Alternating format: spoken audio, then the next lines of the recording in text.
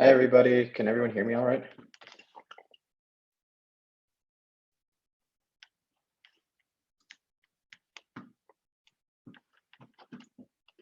Hey everybody. All right, let me just share my screen really quickly and we can get started. So here we go.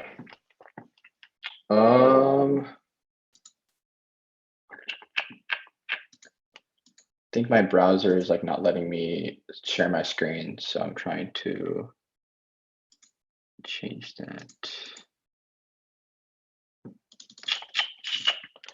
Yeah, my browser is right now preventing me from sharing my screen. Give me a second. Sorry, guys.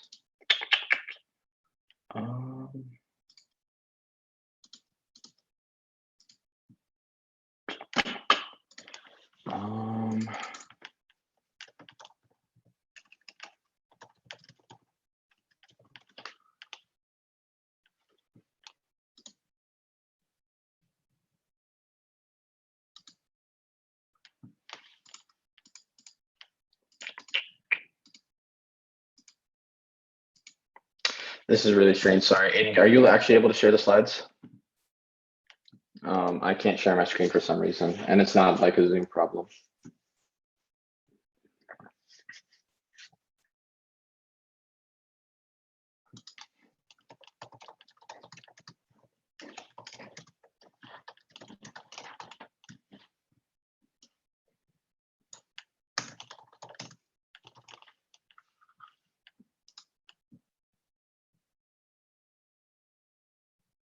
Yeah, I'm going to refresh it quickly. Maybe it might fix that.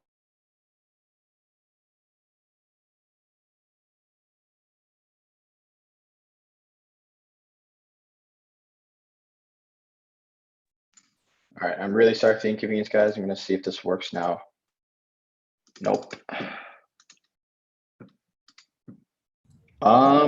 I can send the slides. Also, if anyone else from Triton Hacks would like to share their screen with the slides, that might work better.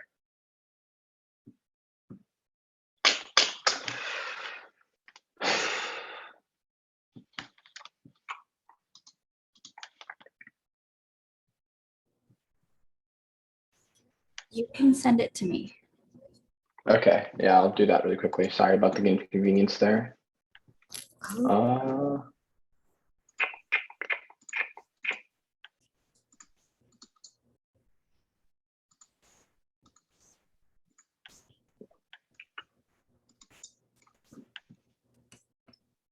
There we go. Yeah, I sent in the Discord.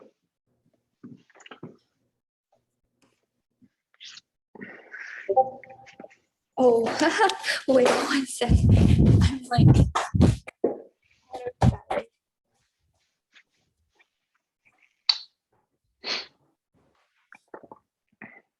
Is the heat really bad for you guys right now in San Diego or anywhere you guys are in California?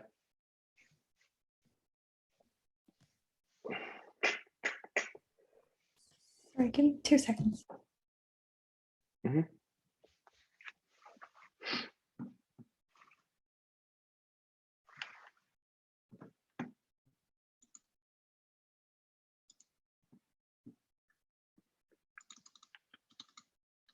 That's good to hear. At least I'm right now in Seattle, and there's a really massive heat wave right now. So this weekend and the next couple of days are in triple digits. That's not too much fun right now.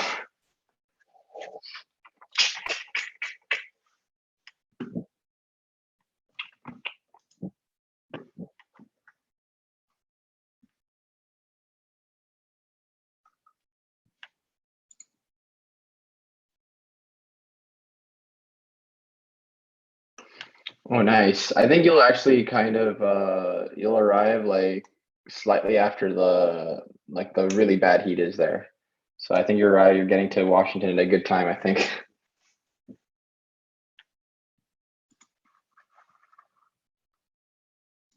Perfect.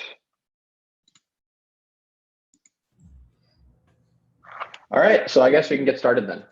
So, hey everybody, my name is Tanvir. I'm the director of workshops here at Data Science and Society at UCSD, and I can also share a little bit about me. I'm a third year data science major, rising senior now.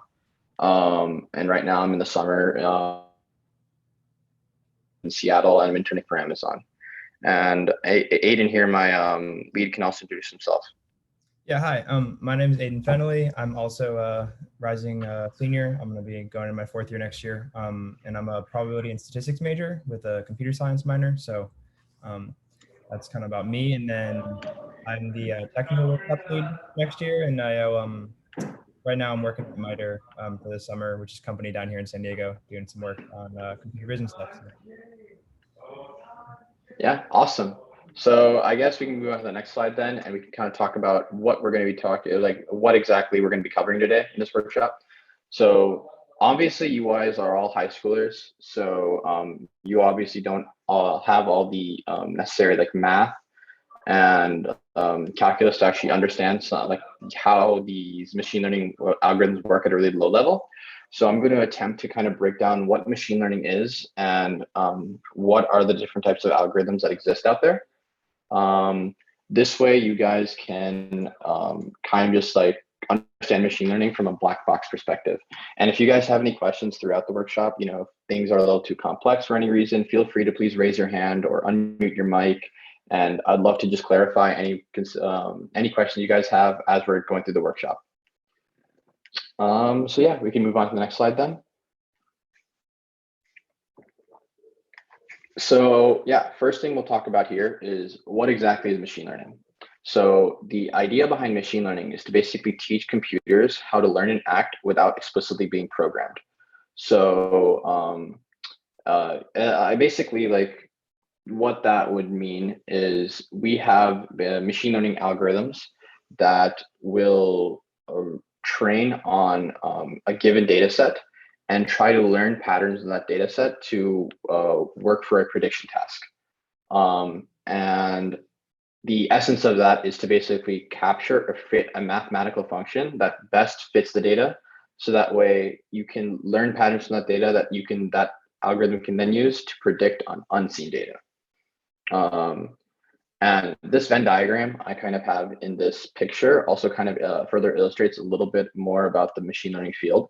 So obviously you have AI, artificial intelligence, and what machine learning is machine learning. I feel like machine learning and artificial intelligence are very often confused and confused together. So machine learning is actually a subset of techniques within artificial intelligence. Artificial intelligence is not always machine learning. There's plenty of other different algorithms in artificial intelligence that are not machine learning. And then deep learning and neural networks are another subset of machine learning. So there's plenty of machine learning algorithms out there that are not just neural networks. So that's kind of what this Venn diagram is describing. And we can move on to the next slide then. So basically, we'll first talk about what supervised learning is. So supervised machine learning is the idea of you're given a data set, right? And this data set will have some data in, oh, sorry, go back, please. We're on supervised learning. So this data set will basically have features or numerical data, and then we'll have some sort of label that we're trying to predict, right? So there are three basic types of supervised learning tasks, and those are regression. So they can be broken down into regression and different types of classification. So the idea behind regression is that we'd want to, given columns or features in a data set, we want to then predict a continuous numerical value. So basically, if we were given some information about a car, right, we want to predict maybe how fast is that car going, or given information about a house, can we try to predict how expensive that house would be on the market? Those are just some examples of like regression problems that machine learning scientists try to solve.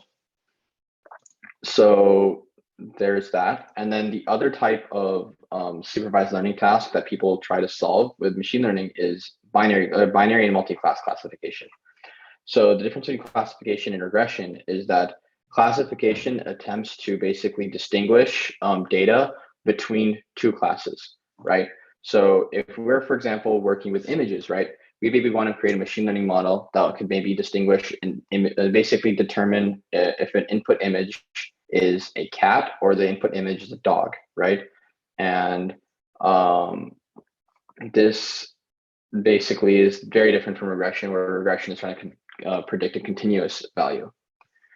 And then multi-class classification is actually predicting the label of a data where we have more than two classes, right? So in the previous example, we were talking about, we were trying to predict cats versus dogs, right?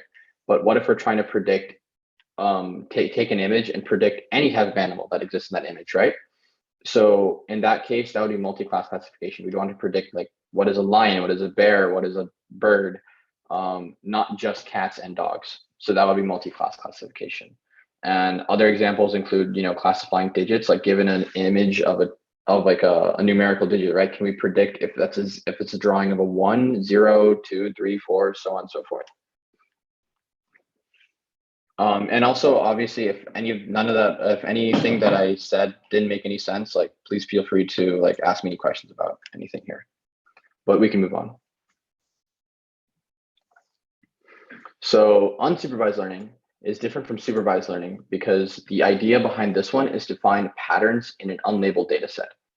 So in supervised learning, right, the model or the machine learning algorithm attempts to learn from the data basically by having data and then having labels for that data. And in unsupervised learning, that doesn't have any labels, and all we're trying to do is just find patterns or find natural phenomena that occur in that data set. So these are just two examples of unsupervised learning tasks, but there are plenty more than just this. We're just trying to keep this presentation a little simpler for you guys. But if you have any, if you're curious about learning more, you can obviously talk to me later. So the first task we'd be talking about is clustering. So clustering is the idea of taking an unlabeled data set and then trying to identify groups or clusters within that unlabeled data. So let's say, for example, you are working at some sort of sales company, right? Some company doing sales, you're working with sales data, and you want to maybe cluster your customers. Basically, you're given a data set but with information about your customers. And what you want to do is apply a clustering algorithm to that data, so you can maybe identify key different groups of customers, and then use that analysis to figure out what are some key differences between the different types of customers you have. So that would be one example use of clustering. And we'll go into more detail about clustering later. But then the other type of unsupervised learning is dimensionality reduction.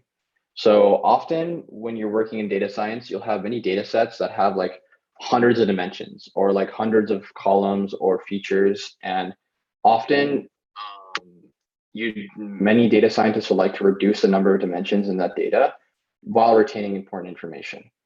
So if you want to take that 100-dimensional data set and then convert it to 2 dimensions, then you can then visualize it in 2 dimensions, because it's really, really hard to visualize a 100-dimensional data set. You can't exactly plot that prettily for the human eye. Another example is if you want to basically pre-process your data before putting into another machine learning algorithm.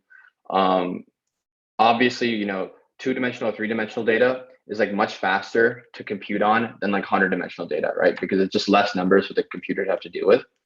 So sometimes you can save a lot of processing power and speed by applying this technique, which is why a lot of people use it.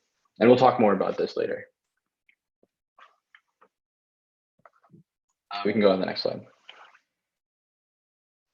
So I guess the first type of algorithm or model we'll talk about is simple linear regression. I'm sure plenty of you guys have already worked with linear regression in your past, mainly through algebra and other classes. But the idea behind linear regression is basically you're given a plot of points, right? And you basically want to draw a line of best fit that basically best fits those points. So that way you can predict, new unseen data points from that data. So obviously you guys know that linear regression will obviously most of the time create a line that is the equivalent of y equals mx plus b, where you're basically try to find the best slope and the best y-intercept to best fit the data. And as you get more and more work with more complex data, you might have many different features or columns, and each one of those columns basically have their own slope or weight. And that's the idea of multiple linear regression, where you are basically trying to find multiple different weights and slopes. So we can move on then. So logistic regression is slightly different from linear regression, where logistic regression is used for the regression task we were talking about earlier, right? If you want to predict house prices or we want to predict cars, right? Or sorry, or predict like car speeds.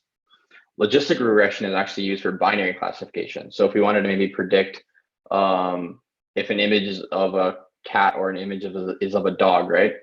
Logistic regression could be used exactly for that task. So you basically, so there's this one function called the sigmoid function that kind of forms an S shape, as you can kind of see in that graph. And logistic regression basically fits a linear y equals mx plus b function with that sigmoid function. And then we'll basically create this like probability curve where if you input any new data point, right, you can then get a probability between 0 and 1 that then you can use to classify points. So if the probability of a certain like example is more than 50%, then we can classify that point as a label of 1. And if it's less than 50%, classified as 0. Yeah, but if you guys have any questions, like please feel free to let me know. Like this can be confusing stuff. So I want to make sure you guys all are understanding it.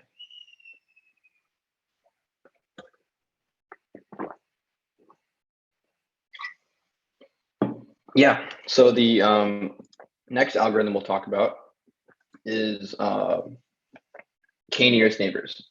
So the nice thing about k-nearest neighbors is that it can be used for both binary and multi-class classification. And it can also be used for regression. So the idea is you have your training data that is then plotted on this sort of plot that you see here, right? And if you want to then predict on a new point, you will then put that point on this plot, right? And then you would find the 3 closest points to it, and you would then make a prediction based off the 3 nearest neighbors to that point. So if you're classifying, right? So if you see in the circle that we have right there, right? There's that star. So that star is a new data point, right? And you see that yellow and point and those 2 purple points. Those are that star's 3 nearest neighbors. So from this algorithm, right, we would predict that this star point is actually a purple point if we're using 3 nearest neighbors. And as you can see, right, if we then can change our algorithm to, instead of using the 3 nearest neighbors, use the 6 nearest neighbors, our prediction would change to yellow, which is why that you basically changing the value of k or changing how many nearest neighbors you're using can have an impact on your algorithm and like how well it would basically predict. And we can move on then.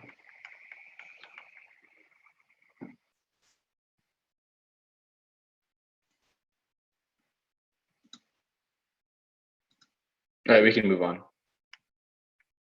Okay, so we talked earlier about clustering.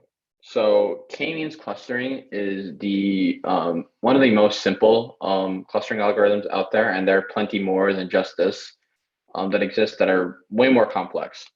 But clustering is basically the first unsupervised machine learning algorithm that we'll talk about. So the idea behind it is really similar to k-nearest neighbors, but they are not the same at all. So the idea is you come up with a number k, right? And k is a number of clusters that you want to identify within your data. The idea is that you're given this data, right? And you randomly choose k points on that plot. And then basically from there, you will then assign every point to the closest centroid or that you just randomly created. And within those, basically the point, so the clusters of points that are assigned to like one centroid is then classified as one cluster. And using that, the add information, the algorithm is then able to update like the centroid or the center point of that cluster. And this process is kind of repeated over and over and over again until we finally get distinct clusters of the data. So you can kind of see right here from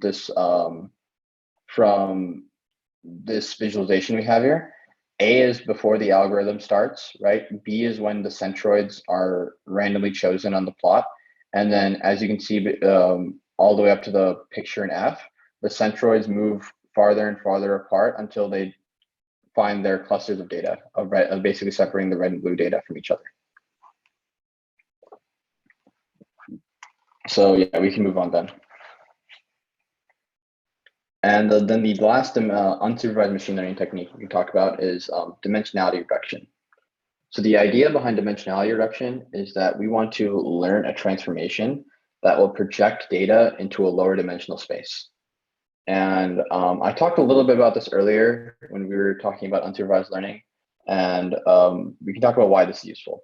So I talked about earlier how we can basically use dimensionality reduction as pre-processing before other data analysis or other machine learning. And the reason why it's useful for pre-processing is that lower dimensional data is less expensive to compute on, right? So if we wanted to run machine learning on a 100-dimensional data set, that, depending on your algorithm and depending on the speed of your computer, that can take a very, very long time. And that can be very, very expensive for your computer to compute. So converting that 100-dimensional data to like 2 or 3 dimensions or even more than that, right, will be a lot faster for your computer to compute on, and it'll like be a lot easier to deal with. So basically saving processing power is one really, really popular use of this algorithm. Another thing we can also do is we can also reduce the impact of redundant information in the data. So often in many data sets, you can have basically like features or dimensions that contain the same information, and that can sometimes confuse your machine learning model to make incorrect decisions. So by reducing the data to less dimensions and keeping only the most important information, we can kind of reduce the impact of redundant information in the data. And then some of the most popular algorithms used for this task is principal component analysis, or which is often abbreviated as PCA, singular value decomposition, or T-stochastic neighbor embeddings. And there's plenty more where that came from, but those are some of the, I guess 3 most popular that I've seen. So yeah. And then now we can kind of move on to neural networks. So I'm not going to go too in depth into like how gradient descent and some of the math behind neural networks work, but I can kind of just give a really high level overview. I kind of wish I could share my screen because I can go through like this whole demo with you guys on TensorFlow, but we'll talk about, we can maybe go through that later. So neural networks essentially use deep learning to find complex functions that fit data. And many of these functions that will best fit the data are often like non-linear. So that's why neural networks are definitely like a step above linear regression, for example, because you can find like many functions that curve in all sorts of ways or that work in higher dimensions than that. So deep learning uses a process called gradient descent that will basically attempt to minimize the loss or error in a prediction task. So basically, as you are training your model, right, whatever point your model's at right now, your model will basically have a certain amount of error or a certain amount of accuracy in predicting on the given data. And essentially, through gradient descent, the model is going to try to just minimize and reduce that error through the training process. And if we go to the demo, I can show you later. But neural network models are often used for tabular data, text, images, and all sorts of different high dimensional data. So they're kind of used everywhere. Big companies like Amazon, Google, Twitter, all use neural networks in all sorts of different places. So they're a really, really popular type of model to be used now in the real world. And obviously it goes without saying, but neural networks can also be used for almost any of the machine learning tasks we're talking about. So they can be used for regression, classification. They can also be used for dimensionality reduction. I don't think they can be used for clustering because clustering is very different, but you get the idea. Yeah, if I can get my screen share working later, we can maybe come back to the demo. I'd really like to show you guys so you guys can kind of see the training process of a neural network. So I guess now that we kind of given like an general overview of like machine learning algorithms and what machine learning is, like we can kind of talk about how you train your models. So I just saw this question from Shreyas here. What's the difference between a neural network and a convolutional neural network? So basically, I kind of just very highly generalized just neural networks, right? But within I guess the subfield of neural networks, there's all sorts of different types of neural networks and other types of different machine learning models, right? So you just mentioned here convolutional neural networks. So convolutional neural networks are basically a special type of neural network used specifically for images or maybe video. And they basically use like, I can't go too in depth into the math right now, but they use this operation called the convolution operation, which specifically works really well on images. And other neural network models don't use the same. So that's the key difference. But I'd be happy to maybe go more in depth later. I hope that was enough to answer your question. But yeah, we can move on to then hyperparameters here. So, oh yes, should I go back? Sorry about that. So hyperparameters are basically a parameter that is used to control the learning process and model performance. So this shouldn't be confused like a model's learned parameters. So like, for example, any of the models we're talking about, right? As they're training and as they're learning from the process, right? They're learning a new function that'll best fit the data. And some of for example, the slope in linear regression, right? Or the y-intercept in linear regression. Those are a model's learned parameters. Those are basically the numbers that the model learned to best fit the data. And those are very, very different from what we're talking about, which is hyperparameters. So hyperparameters, for example, are just basically fixed values that aren't changed in the training process, but you can change them yourself to adjust the training process. So we talked about k nearest neighbors and k means clustering, right? Changing the value of k is a hyperparameter that you'd want to adjust to maybe change the performance of your model. Other things exist such as learning rate or regularization lambda or any other settings in your model are all hyperparameters that you'd want to tune and change it so you get the best performance for your model. And we'll go more in depth later in a little bit about learning rate, but some of the ways that you guys can find the most optimal hyperparameters is through grid search. So what grid search basically is you define like a set of hyperparameters or set of numbers that you kind of want to explore. And you just try every single possible combination of those hyperparameters until you find something that works best. So that's what grid search is. Cross-validation is another type of technique that people use that basically is combined with grid search often, which is you try a bunch of different combinations of hyperparameters, but you also are trying different splits of the data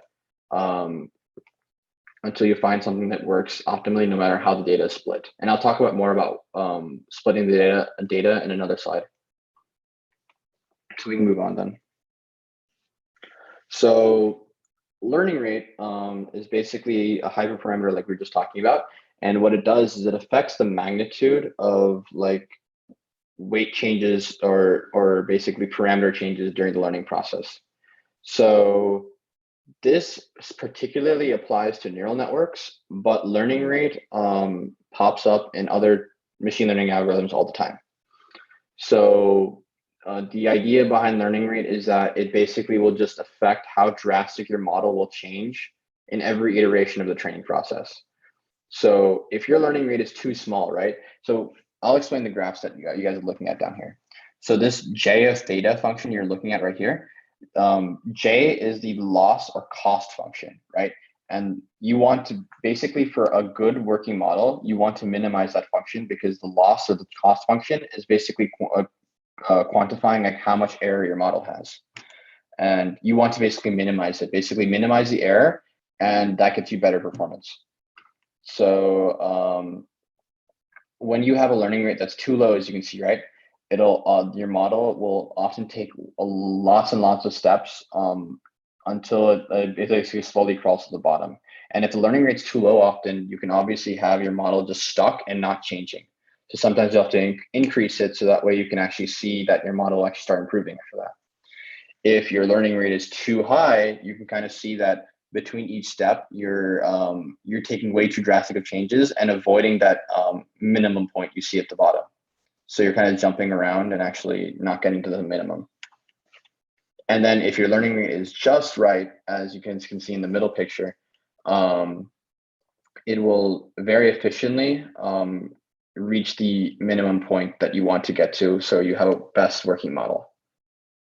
And if I can eventually get my screen share working later, I can show you that TensorFlow playground demo I can also basically give you a demonstration of learning rate. So we can move on then. So yeah, we will talk about a very common problem in machine learning that pops up, especially if you guys ever want to work in machine learning later. This pops up a lot in interviews. So this is called a problem called overfitting. So a model that is basically overfit is one that's not able to generalize accurate predictions to data outside of your training data. And I guess a good way that I used to describe to high schoolers what overfitting is imagine that you're studying for a math test, right? Let's say you're studying for your AP calculus test. And the day before your test, you haven't really studied at all, but somebody somehow found the answer key to your AP Calc test the next day, and you study that entire answer key, and you think you're going to go into that test and get 100% the next day. You take that test the next day, and you're given a different form to that test. And since you just only studied the answer key to a different form, you basically bombed that exam. And that, I guess, is a good way to describe what overfitting is, where a model. So in this case, right, the AP Calculus task is like the prediction task, right? The answer key that you studied from is the training data, and maybe in this case, you would be the machine learning model, right? So the machine learning model basically learned only from the training data, and it was not able to learn anything that helped it predict on data outside of the training data, if that makes sense. So that kind of is a really, really large problem where you want your model to be able to work on data that's not just in your training data. Because a good way to put it, right, is when your model learns from training data, it's kind of the same thing as learning from the answer key. So you already know what all the answers are in the training data. So I guess, how can we actually prevent overfitting? So these are some of the techniques that you maybe want to look at if you're running into this problem when you're training your own models. But one thing that every machine learning or data scientist will do is they will split their data into training and testing data. So if you have a data set and you split it into randomly split it, so 70% of your data is training data and it's leftover 30% is testing data.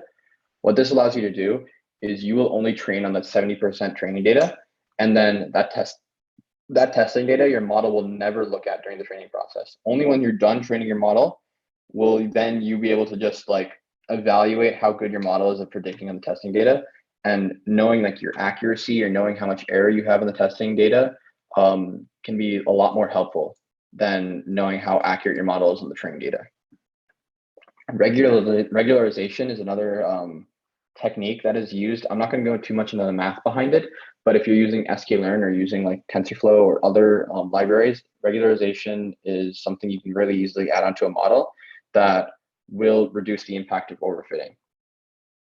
Another thing is decreasing model complexity. So if you have a really, really advanced model, like if, for example, you have a neural network with lots of neurons or lots of layers, right?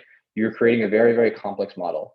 Often when you have a really, really complex model, your model just gets way too good at only predicting on the training set. And often less complex models, ones that aren't able to fit as well to the training set, will be able to generalize better to the test, to unseen or testing data. And then this is another thing you guys can also look at. I kind of talked about cross-validation grid search, but using cross-validation with grid search can also be another method for preventing overfitting. So and that's pretty much it content-wise for me. I guess if Aiden wants to, we can present his code demo for some of the stuff we just talked about, but we can also answer some questions right now or after. Yes. So yeah, if you guys want to ask questions right now, that works. And then I don't have all of the code that I wanted to give to you guys, so I'm gonna post a notebook after this, and it's gonna have some methods. So like logistic regression, kind of how to split into a training and test set, which I'll show you guys right now. But then I also wanted to show you guys how you can use sklearn to do k-means. So it's a good way to cluster the data and find some meaningful insights with the, with self-supervised learning. So, like for example, just trying to find structure within maybe like, densities and, voter turnout and like maybe, demographics and income, just kind of finding, and we can show some nice plots, but I'll include that later on. And then same thing for k-nearest neighbors, and then some dimensionality reduction too stuff and stuff like that. But if you guys want to ask questions first, and then at the end, I'll show you guys a quick little logistic regression example. So. Yeah, really quickly, I think I can actually get my share screen to work. So I think I might require my Firefox to just restart. So I'll be right back. Any questions or, I don't know, anything you guys curious about anything, or I don't know. Machine learning can be kind of a black box until you start to understand it better, but.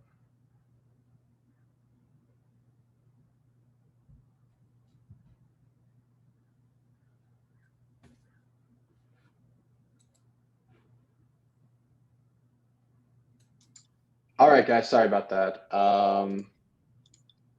That should be able to share my screen now, I think. So I guess we can kind of go through questions. So Jose just asked, I heard the linear algebra is used a lot in ML. If so, how much depth do I need to know? So that's a really good question. Linear algebra appears a lot, especially in, so I guess the biggest application of linear algebra exists in the optimization of ML algorithms.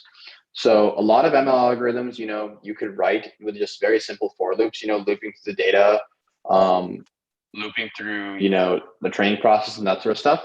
But often, so like modern computing with GPUs, like basically graphics cards, have gotten really good at handling matrices or like large matrices of data. Instead of, basically tensors, yeah. So instead of looping through like your entire data set, right?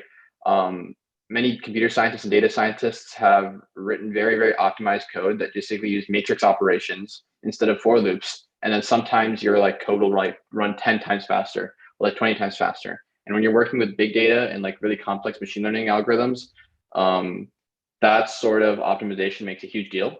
So linear algebra is used a lot, especially in the optimization of machine learning algorithms. So that way you can make them run faster without for loops. So that's one.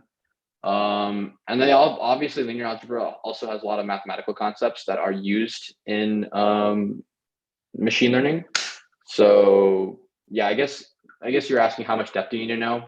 I think an intro level linear algebra class is honestly enough to get you started with most machine learning algorithms. If you want to go to grad school or PhD later to study machine learning, you'll probably be required to do more. But just an intro level in linear algebra class is enough to teach you like matrix multiplication, which is used so much in machine learning when you're implementing your own algorithm from scratch. And also learning the basics of like eigenvectors and eigenspaces is used a lot for like dimensionality reduction. But that's pretty much, I mean, did you also want to add anything, Aiden? Yeah, I was going to say, so one also just like a kind of, I don't know, something that's interesting that, so essentially like images are just big matrices, and they, the pixel values are the like, whatever input at each little cell. So just basic understanding of linear algebra is also really important just to get like started. I mean, a lot of our data is usually in, matrix format, and then as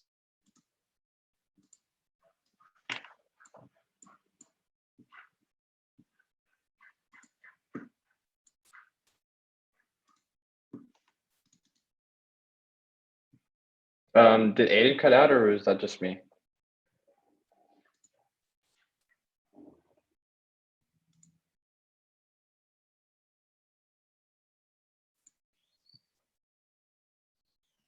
Okay.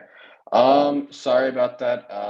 I guess if you guys have any other questions, let me know. Otherwise, I can really quickly go through that demo in the browser I was just talking about. So can you guys see my screen right now with all the slides?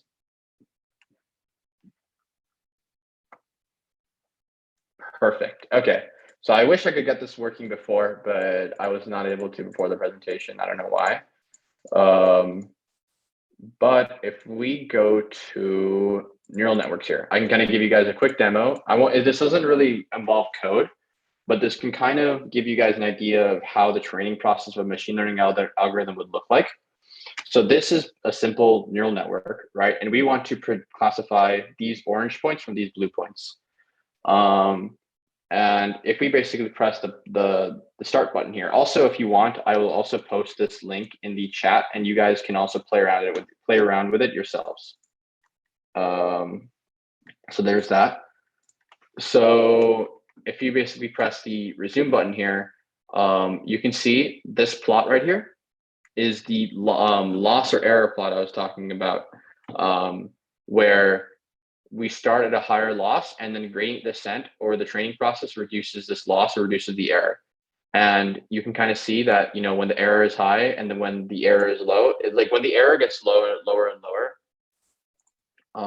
it gets better and better at classifying these points. As you can see, it's almost perfect now. I guess another concept I wanted to also look at with you guys was learning rate. So if we set a learning rate that's like super, super high, right? You can kind of see that basically learning rate is like the model is kind of jumping around and not making any progress because of how high this learning rate is. If I were to maybe make it less than that, right? It was just jumping around all over there and it's not getting any better. Oh, you can also still see it going, randomly jumping around. So this would be attributed to like this phenomenon right here where the learning rate's too high and it just jumps around and doesn't actually hit that minimum. So if the learning rate is too small, then I can kind of give you that, guys, the next example. So the learning rate is like too small, something like this. Let me restart it. You can kind of see it takes a really long time to get lower and lower. You can see it's making progress, right? But it's taking a long time compared to what we saw initially. And it might get to a point where it gets stuck and cannot make any more progress, but it is slowly making progress. There you go. You can kind of see that it slowly made progress, but it got to where it needed to. And then with a learning rate that's just right, just in the middle of too high and too low, it very efficiently converges. So did that make any sense to you guys? And also feel free to also ask me more questions if you'd like. Maybe if you guys also want some ideas on how you'd want to maybe use machine learning in your projects, I can also maybe talk about that, because Aiden will later share, we'll basically publish these slides and also publish a notebook in these slides. that you guys can look at with some example code for machine learning. But I'm also completely like okay with just maybe talking about things that are more relevant to your projects. Feel free to unmute your mics as well.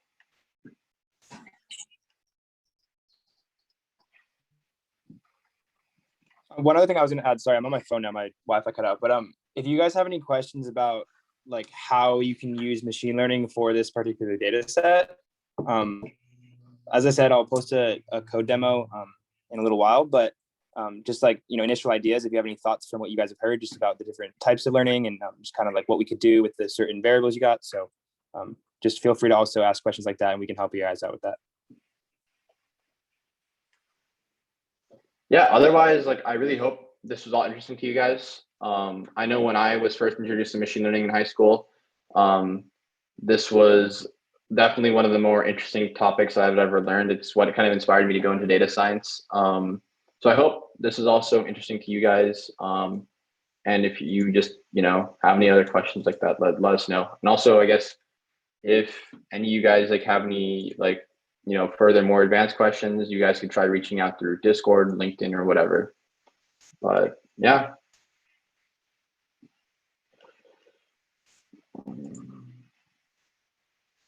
Oh, okay.